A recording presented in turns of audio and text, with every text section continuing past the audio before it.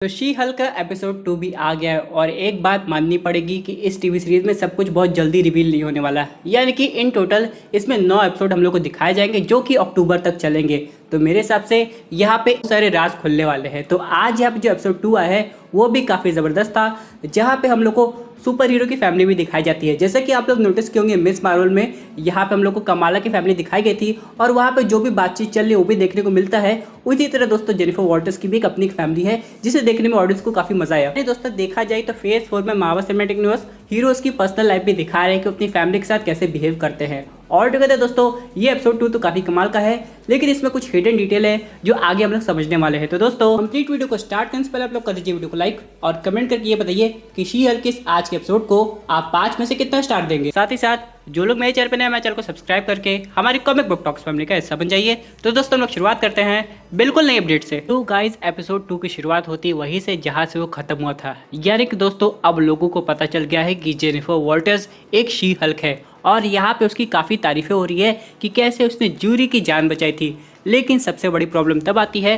जब उसके बॉस आ जाते हैं क्लब में और उसे बताते हैं कि जूरी काफ़ी खुश है, लेकिन वो केस ऑलमोस्ट हार से गए हैं और लेकिन एक तरीके से जूरी ने उसे फेवर भी किया है। लेकिन सबसे इम्पोर्टेंट बात यह है कि वो लोग उसे जॉब से निकाल रहे हैं। इस पर जेनिफर काफ़ी हैरान हो जाती है और पूछती है मैंने तो उन लोग की जान बचाई थी, लेकिन उसके बॉस कुछ नहीं कहते। अब दोस्तों यहाँ पे बात ये समझने वाली है कि जेनिफर की दूसरी पर्सनालिटी हो गई है एक सुपर हीरो के रूप में, और इसलिए दोस्तों बाकी जो लॉ फॉर्म है वो ये रिस्क नहीं लेना चाहते और इसलिए उसको नौकरी पर नहीं रख रहे हैं। और ऐसे ही हम लोग को कई मोन्टाजेस दिखाए गए हैं जहाँ पे जेनिफर हर जॉब एप्लीकेशन पे जा रही है और अब उसका इंटरव्यू भी हो रहा है, लेकिन उसे लोग किसी ना किसी रीज़न से रिजेक्ट कर दे रहे हैं। और कुछ लोग तो ये भी कह रहे हैं कि मैं नहीं चाहता कोई ऐसी लॉयर मिले जिसे लोग बस घूरते रहे। यानी कि वो जब शी हल्क पे ट्रांसफॉर्म होती है तो लोगों की नज़र उस पर पड़ जाती है। अब यहाँ पे वो अपने दोस्त के घर पे है जहाँ पे वो इंटरनेट पे जॉब सर्च करने की कोशिश करी है। लेकिन दोस्तों सबसे इंपॉर्टेंट बात ये है कि यहाँ पे इंटरनेट पे हम लोग को एक आर्टिकल दिखाया जाता है और अगर आप लोग बगल में नोटिस करेंगे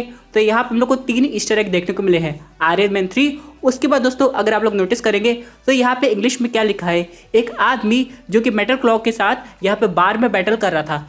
यानी दोस्तों ये सीधा हिंट है वोल्वरीन का। क्या वोल्वरीन पहले से मार्वल सिनेमैटिक यूनिवर्स में आ गया है? और अगर ऐसी बात है तो इससे बेटर कुछ नहीं। और अगर आप लोग दोस्तों इसके जस्ट नीचे एक दूसरा आर्टिकल देखेंगे तो यहाँ पे क्वेश्चन है समुद्र के ऊपर अचानक से एक स्टैच्यू क्यों बना हुआ है? और ये और कोई नहीं दोस्तों बल्कि है अपना नेमर, जो कि हम लोग को दिखाई देने वाला है black panther Wakanda for ever में। यानी दोस्तों इससे बेटर बात कोई हो ही नहीं सकती है। अगर ये आर्टिकल एक रूमर्ड स्टोरी नहीं है बल्कि रियल न्यूज़ है तो एक चीज़ तो कंफर्म हो सकती है कि जो अपना वोल्वरीन है वो मार्वल सिनेमैटिक यूनिवर्स में एग्जिस्ट करता है। और क्या पता आगे जाके हम लोग को शी हल्क में उसका कैमियो देखने को मिल जाए। इसके कुछ आप लोग जब टीजर ट्रेलर देखेंगे स्टार्टिंग में जब इसका प्रमोशन चल रहा था तो यहाँ पे हम लोग को जॉनी ब्लेस के घोस्ट राइडर की फोटो भी दिखाई दी थी।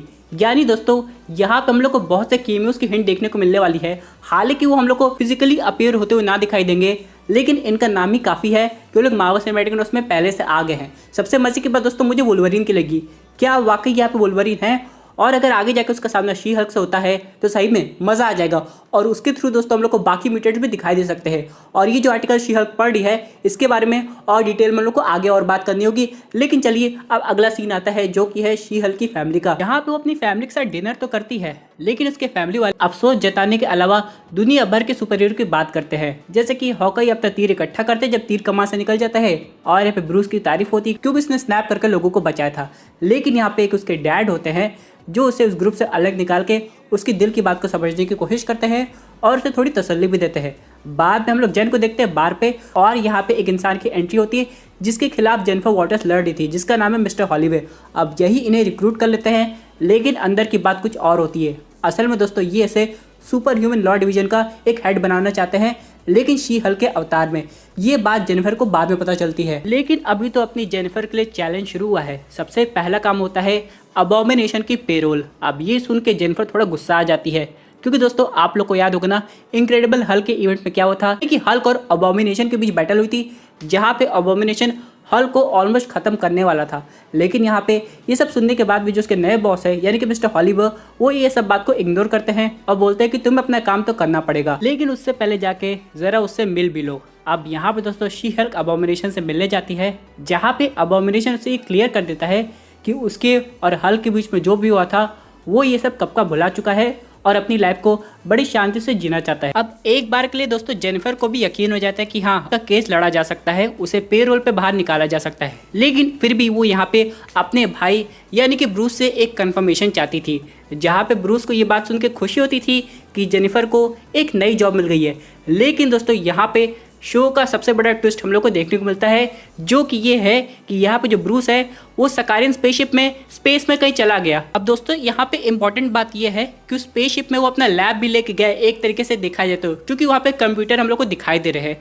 लेकिन आखिर बात यह है कि ऐसी क्या इमरजेंसी आ पड़ी कि हल्क को तुरंत वहाँ पे जाना पड़ा। अब दोस्तों और यहाँ पे एक और इम्पॉर्टेंट क्वेश्चन ये आता है, क्या आगे के एपिसोड में अब हम लोग को प्रोफेसर हल्क नहीं दिखाई देंगे, और अगर ऐसा कुछ होता है उनकी हिंट आगे जाके हम लोग को कब देखने को मिलेगी, जो कि काफ़ी ज़रूरी हो जाता है। क्योंकि ऐसा लग रहा था कि अगर सकारियन स्पेसशिप अर्थ पे आ गई है तो यहाँ पे कोई तो हम लोग को दिखाई देगा, या तो सीधे ग्रैंड मास्टर अर्थ पे आ गए होंगे या फिर हल्क का बेटा सकार। लेकिन अचानक अगर ब्रूस वहाँ पे चला गया है तो कुछ तो बहुत बड़ी बात होगी, जो कि आगे जाके हम लोग को हो सकता है अगले एपिसोड में पता चल जाए।